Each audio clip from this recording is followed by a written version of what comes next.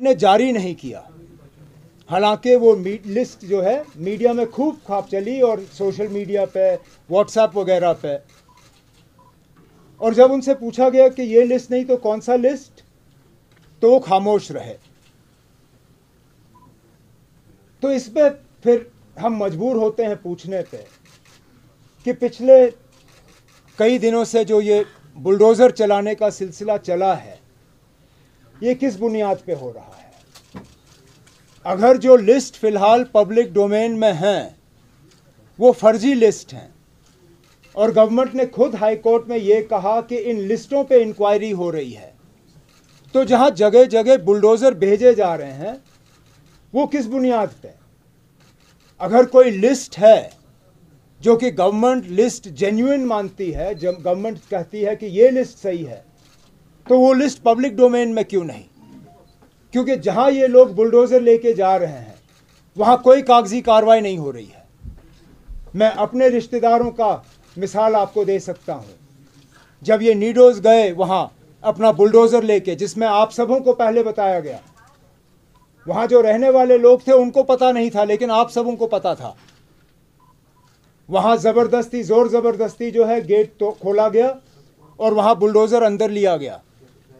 अफसर को जब कहा कि ना हमारे पास कागज़ हैं, आप हमारे कागज़ देखिए, अफसर ने कागज़ देखने से इनकार किया, कहा मुझ पे प्रेशर है, मुझे कुछ करना है, और फिर उन्होंने अपना बुलडोज़र इस्तेमाल किया। और ये एक जगह नहीं, ये कई जगहों से ये खबरें आ रही हैं। हमारे भी फ़ोन काफ़ी बजे जिसमें लोगों ने हमें कहा जनाब ये मेरी मलकियती ज़मीन है, मेरे पास इस ज़मीन के कागज़ हैं, लेकिन हुकूमत वाले आए और उन्होंने हमारी ज़मीन जो है उसमें उन्होंने वहाँ पे बुलडोज़र चलाया। कहीं पे भी नोटिस नहीं। चाहे मैं नीडोज़ की बात करूं या पिछले दिनों जो सागर साहब के साथ हुआ, सागर साहब और उनके घर वालों से जब मैंने बात की और उनसे पूछा क्या आपको कोई नोटिस मिला, उन्होंने कहा कोई नोटिस नहीं, हम श्रीनगर में थे ही नहीं, पीछे से बुलडोज़र लेके आए और उन्होंने अपना काम कर लिया। कोई लिस्ट नहीं, कोई कागजी कार्रवाई नहीं, कोई नोटिस नहीं, तो फिर कहाँ। क्या कानून नाम की कोई चीज़ नहीं, कोई प्रोसीजर नाम का कोई चीज़ नहीं। क्या ये हुकूमत का फ़र्ज़ नहीं बनता कि वो पहले नोटिस इशू करें और रिटर्न में नोटिस इशू करें। जहाँ तक मैं जानता हूँ नोटिस जो है सिर्फ ज़बानी नहीं होता, नोटिस इशू करें। जहाँ तक मैं जानता हूँ नोटिस जो है सिर्फ ज़बानी नहीं होता, नोटिस का जो है रिसीप्ट आपको हासिल करना होगा। अब अगर हुकूमत कहती है कि सागर साहब को उन्होंने 3 महीने पहले नोटिस दी, तो मेहरबानी करके उस नोटिस का रिसीट दे दीजिए, हमें दिखाइए कि आपने नोटिस दिया। और यहाँ तक भी जहाँ तक मैं प्रोसीजर जानता हूँ, अगर नोटिस रिसीव करने से कोई इनकार करे या नोटिस का रिसीप्ट ना मिले, तो आपको वो नोटिस उस घर के या उस ज़मीन के गेट पे चिपकाना पड़ता है। चिपकाने के बाद it is deemed to have been served. क्या इन घरों पे कहीं पे भी आपने गेट पे नोटिस चिपकाया? क्या ये तमाशा करने से पहले आपने खुद अपने कानून को देखा? या यहाँ पे एक लॉलेस सोसाइटी हम कायम कर रहे हैं, जहाँ जिसकी लाठी उसकी भैंस, जहाँ आप चाहें अपना बुलडोज़र लें, मीडिया को आप साथ चलाइए और उसके बाद कोई सवाल ना करे। सबको डराया धमकाया हुआ है कि आप सवाल करोगे तो बुलडोज़र आपके यहाँ पहुँचेगा। अब मैं जानता हूँ इस प्रेस कॉन्फ्रेंस का नतीजा ये होगा कि पता नहीं कहाँ पे और ये बुलडोज़र चलाने का काम करेंगे, लेकिन जो हकीकत है वो लोगों के सामने रखना होगा। पता नहीं अगर ये शिकायतें आप तक पहुँच रही हैं या नहीं, लेकिन हमें तो कई जगहों से अब शिकायतें ये आ रही हैं कि ये अब एक करप्शन का एक ज़रिया बन गया है। कहीं ग्रास रूट लेवल पे अफसर जो हैं अब इस चीज़ को, अब क्योंकि लिस्ट कहीं पब्लिक डोमेन में है नहीं, तो अब टेलीफोन के ज़रिए लोगों को कहा जा रहा है आपका नाम लिस्ट में है, आप ऐसा करो कनाल एक कनाल के लिए 1,00,000-1.5 लाख रुपए दे दो, हम आपका नाम जो है लिस्ट से निकालेंगे, आपको कोई छेड़ेगा नहीं। और ये एक जगह से नहीं, श्रीनगर और श्रीनगर के बाहर कई जगहों से अब ये खबरें आ रही हैं।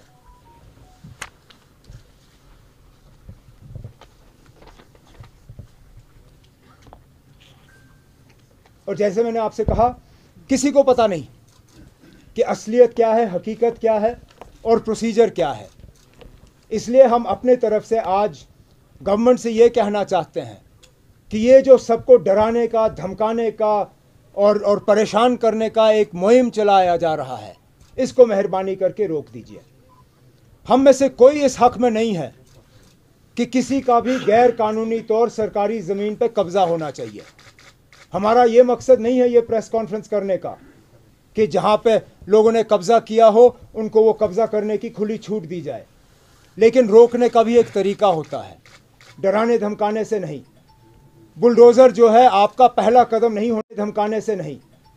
बुलडोज़र जो है आपका पहला कदम नहीं होना चाहिए, बुलडोज़र आपका आखिरी कदम होना चाहिए। इसलिए हम हुकूमत से आज कहना चाहते हैं कि फ़िलहाल ये बुलडोज़र भेजने का आप सिलसिला रोक दीजिए। आप एक काम करिए, आपने अभी तक तो पिछले ही सैटरडे को आपने हाई कोर्ट में कहा कि अभी तक फ़िलहाल जो लिस्टें पब्लिक डोमेन में आई हैं वो फॉर्ज्ड हैं, वो फॉर्जरी हैं, वो गलत हैं। तो हम आपसे कहना चाहते हैं ये जो आप अभी तक डेमोलिशन कर रहे हो वो किस लिस्ट के बुनियाद पे कर रहे हो?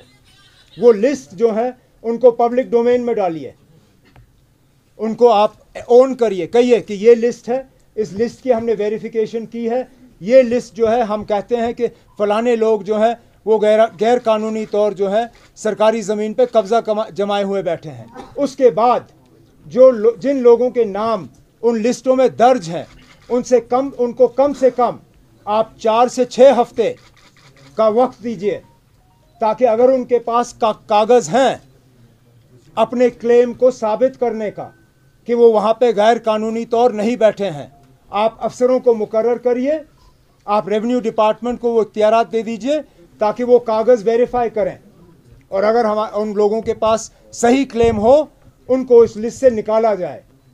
जिन लोगों के पास अपनी वो कब्ज़े की ज़मीन के कागज़ नहीं हैं या वो क्लेम नहीं कर सकते हैं, उसके बाद ये सारा प्रोसेस करने के बाद आप नए सिरे से उनको नोटिस निकालिए और उनसे कहिए कि ये तमाम तहकीकात करने के बाद आप इस फलाने ज़मीन के प्लॉट पे जो है गैर कानूनी तौर बैठे हैं। फिर उनको मौका दे दीजिए कि वो खुद अपनी मर्ज़ी से वो ज़मीन का हिस्सा छोड़ें या उसको रेगुलराइज करें किसी स्कीम के तहत।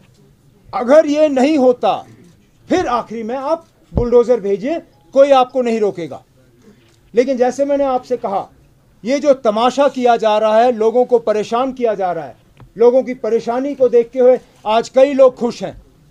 बड़े बड़े डाकू जिन्होंने यहाँ चोरियाँ की हैं, आज वो सोशल मीडिया पे ऐश कर रहे हैं बाकी लोगों की परेशानी देखते हुए। यहाँ हीरो बने हुए लोग लोगों की मुसीबत और मुश्किलात को देखते हुए, ये सही बात नहीं है। आज कोई जम्मू कश्मीर में ऐसा नहीं है जो इस सिलसिले को देख के परेशान नहीं है। और गवर्नमेंट का काम लोगों को परेशान करना नहीं है, गवर्नमेंट का काम है लोगों को राहत पहुंचाना, लोगों के ज़ख्मों पे मरहम करना। मैं फिर ये दोहराना चाहता हूं कि हम गैर कानूनी तौर ज़मीन, सरकारी ज़मीन के कब्ज़े के हक़ में नहीं हैं।